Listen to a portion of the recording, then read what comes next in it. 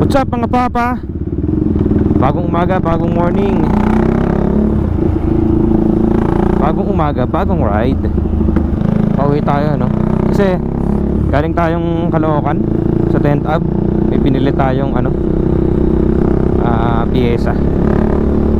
Kabit natin mamaya. So yun mga idol, no? Gusto ko lang mag video ng pagmumotor. Kasi pag nagmumotor ka, saya eh. Hindi ko alam, sobrang saya lang. Huwag lang masyado mainit. Siguro yung gandang umaga, sarap pag motor, malamig. Ang motor natin mga par, Duke 390 version 1. Yan, ganda. Nakuha ko to second hand. Odo nya 16K Odo. Pwede na, 2016. Pwede na, no? Ang unang trip ko talaga nung bago ko kumuha ng 400cc, syempre N400, no? Ninja 400, pero wala tayong budget para doon. So kinuha lang natin yung pwedeng pamasok, single cylinder, matipid. Yan, look, sabi ko RC una gusto ko. Kaso yung RC kasi yung RC, pag pinapasok mo yun, sakit mo sa likod. Pwede RC eh, pero mas inisip ko yung pagpasok eh, magagamit ko pampasok. Duke 390 version 2, yun yung tinitignan ko sa market. May mga chinek na ako. Kaso maganda yung version 2, kaso parang di ko trip yung yung patulis. Patulis eh, di ba yung itsura niya patulis? Yun hindi ko trip. Maganda siya pero parang lang ako sa patulis. Di ko alam, ako lang. So nung nag-check ako ng version 1, sabi ko yung version 1 ang ganda pa din kahit luma. I mean kahit lumang model, ganda pa rin. Saka at the same time, syempre mas makakamura ka ng konti, diba? So tumingin ako, naghanap ako ng version 1. Kaso yun, nabili ko to sa police, may-ari police sa may BGC, yung kampo doon ko siya nabili. 16K Odo 2016 model. Pwede na talaga, fresh sariwa. Tapos may mga kasama pang box to. Yung box sa likod, binenta ko na. Hindi naman ako nagbabox eh. Tapos yun, wala pa naman tayong na-upgrade dito. Stock to all stock. Meron pala. Nagpalit na ako ng chain dito. Chain gold M&M chain. Pero lang, sakto lang. Hindi naman pang pandiinan.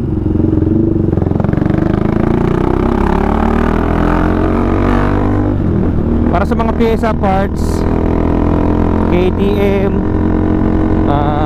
NS200, Kawasaki NS200, may shop yung tropa natin sa Tagaytay. U1 Moto Sport ba yun? U1 Moto Shop. Kontakin nyo lang si Derek Villegas. Pogi yun. Ito yung first natin, big bike talaga, Duke 390 version 1. Tapos nahilig ako magmotor. Kailan ba ako nagtrabaho? 2015? Siguro mga 2015 may motor na ako. Bata pa lang ako, gusto ko na ng motor. Kasi yung airpod ko si daddy, mahilig yun magpaganda ng motor. Pero ang hilig niya mag-setup ng motor. Yan, magpaganda ng motor. Wave pa yung motor ng dati na sinetup niya. Yun, parang lagi lang ako nanonood pag nag-aayos ng motor yan, daddy. Hanggang ngayon, parang nahiligan ko din mag-motor. Pagkabili ko ng una kong motor, ano ba una nating motor? RKS ba yun? RKS 150, yung Eurobike yun, RKS. Pagkakatanda ko RKS 150, yun ang una nating motor. Pero bago yung RKS 150, nagagamit ko na yung motor ni daddy na ano, na mga wave lang ganun. Nagagamit ko na sa bahay lang naman. RKS 150, lagi kong inaakit yun sa Marilaki. Sobrang konti pa umaakit nun sa Marilaki, mga 2016. Konti pa talaga. RKS 150, pinangra-ride ko lagi yun. Saan ako nakakapunta. Yun, doon ako nahilig na mag-ride nung nagkaroon ako ng motor. Ride madalas sa Tanay, Quezon, doon madalas yung napuntahan namin, mga tropa ko. Tapos nung medyo napigalan ako ng konti parang syempre pag may motor ka, minsan gusto mo mga ilang buwan lang sa'yo, parang gusto mo na magpalit agad ng motor. Medyo nabagalan ako, RKS 150. Pagkasama ko yung mga tropa ko, si Earl, naka R15 na version 2 na ba yun? R15 pa. Lagi ako naiiwan. Sabi ko, mag-upgrade nga ako. Upgrade ako, bili ako ng 200cc na Motorstar 200cc. Kalimutan ko yung pangalan ng motor Explorer ba yun? 200. Basta yung sport na 200 ng Motorstar.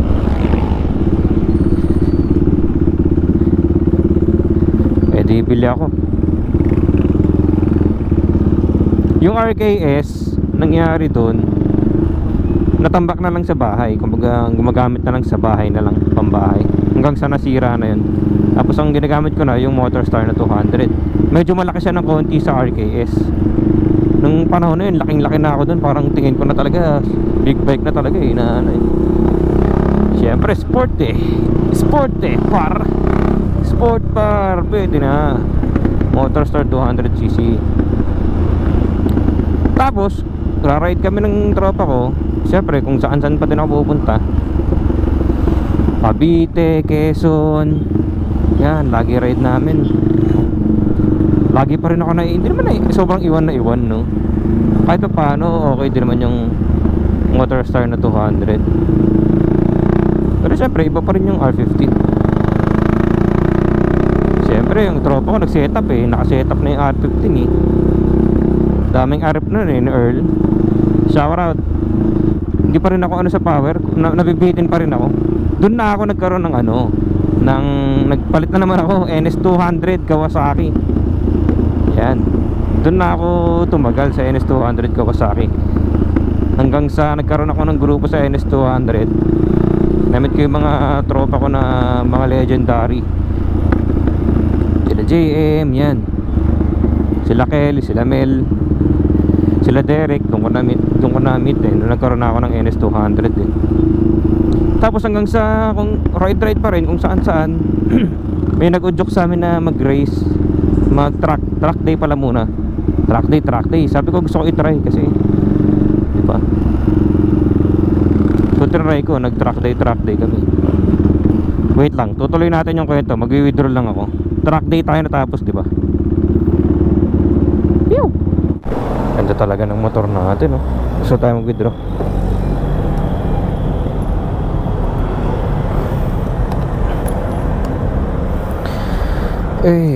Sheesh. Hanggang sa nasama ko yung isang tropa ko na NS200 din, si JM, yan. Napa-track day kami dun. Naging naging bisyo, track day. Puspera ko dun. Magastos, oo, pero sobrang saya kasi hilig mo doon ko na simula ng bata ako, wala akong sport. Kahit wala akong sport, basketball, walang hilig sa akin yung bola. Yun pala yung sport ko. Yun pala ako, medyo lang naman. Medyo may alam.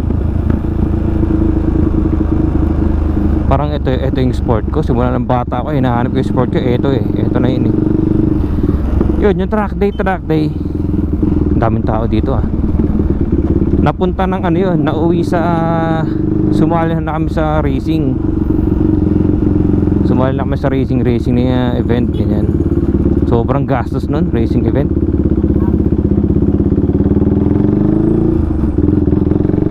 Yun, lagi na lang muntik lang manalo. Hindi naman nanalo, mga muntik lang, ganun. Mga ilang laps, masisemp lang. Ilang laps na lang. Grabe din yun, yung race na yun. Gusto talaga pera ko dun. Practice pa lang eh, gastos na eh.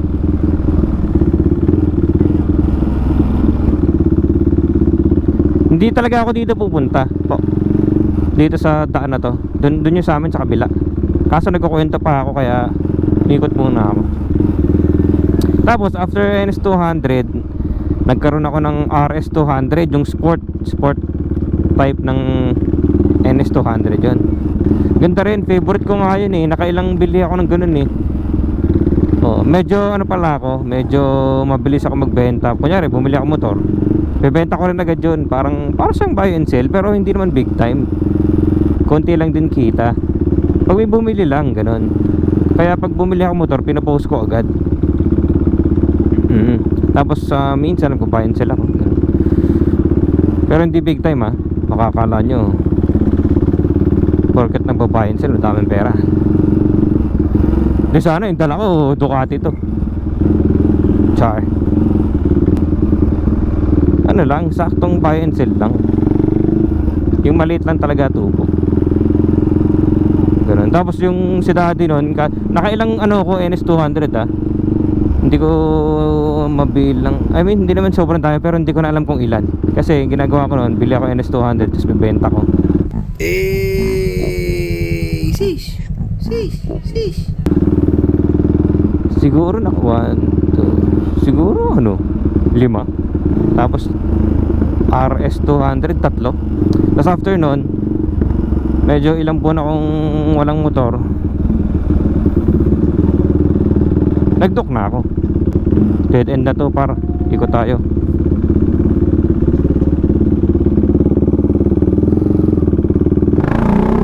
Tapos hanggang sa eto, nakuha ko na yung first big bike. Yes sir. Pwede na. Pwede na talaga, dok to eh. Maganda na rin naman ang dok, no? Ayun, kaso version 1 lang yung kinuha natin para, alam mo yun, pwede sa expressway, pwede pang pasok, hindi nakakapagod. Nakapagod, pero hindi katulad ng mga sport type. Bahala ko ang i-track day na naman to eh. Pero wag, tingnan natin. So yun lang, kaya nagkaroon ako ng ano, ganito, ng Duke 390 version 1. Big bike, single cylinder, pero pwede na. Pwede na par. So yun na tayo. Yun lang yung kwento ko ng ano, paano ko nakuha itong Duke 390. Tapos unang kuha ko nito, tinanay ko, tinesting ko, top speed. Not bad. Pag ano pala, pag naked, tinap speed mo sa ano, expressway, grabe yung sapul ng hangin. Top speed ko dito ano, 260. De, joke lang. Ano lang, basta. Pwede bang sabihin yung top speed dito sa ano? Yun, napasok ko na ng expressway ito. Wala pa akong ano nun, video nun. Tapos pala, share ko lang no, dati nung nagra-ride kami, mahilig na ako mag-video. Hindi lang ako mahilig mag-post. Tapos yung video ko pa lagi nakalagay dun sa likod. Sa likod ng motor lang, tapos nakatapat sa likod ko, ganun. Wala lang. Kaso wala eh, hindi ako mahilig mag-post nun eh. Hanggang sa ngayon, parang gusto ko lang mag-video na din, no? Vlogger, ganun. Tsaka sayang eh, di ba? Mahilig din naman ako mag-ride eh. Malay mo, kumita tayo dyan. Kaya naman. Os lang. Tsaka minsan, pag nagmumotor ka mag-isa, totoo ha, nagsasalita ka, di ba? Okay lang. Pag nagbumotor ako sobrang traffic, kinakausap ko yung sarili ko. Tapos pag medyo malalayo, di ba? Kausapin mo minsan yung sarili mo, tingnan mo. Okay, sa kausap mo yung sarili mo, kausap ko kayo. Eh, sheesh! Uwi na nga tayo. So yan, share ko lang kung paano tayo nagkaroon ng ng Duke 390 version 1. So dapat talaga to RC, ganun, sport, pero mas pinili natin yung comfort pag pumapasok.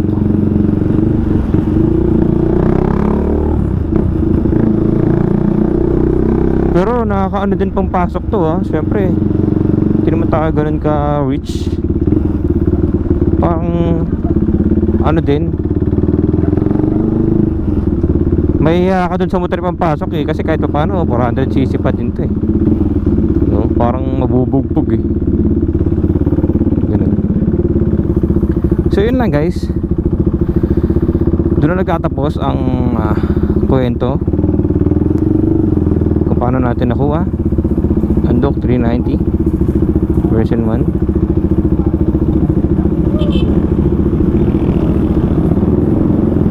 Sana ma-track day natin to. Gusto ko i-testing sa track to Comment down below kung saan track natin. Yes, kala mo talaga no? Daming fans. First vlog pa lang naman natin. Dapat tayong fans siguro. Hindi ko pa gamay ito guys. I mean, medyo matagal sa akin to, pero ngayon ko pa lang nagagamay. That's all. Thank you.